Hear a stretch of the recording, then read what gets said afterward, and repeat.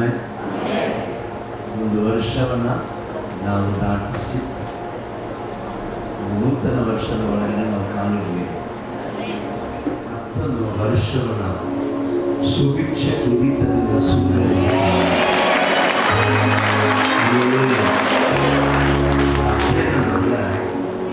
God will crown ಯಾರು ನಿಂತ್ಕೋಬಾರ್ದು, ದೊಡ್ಡವರು ಚಿಕ್ಕವರು ಯಾರು ಈಚೆ ಇರಬಾರ್ದು.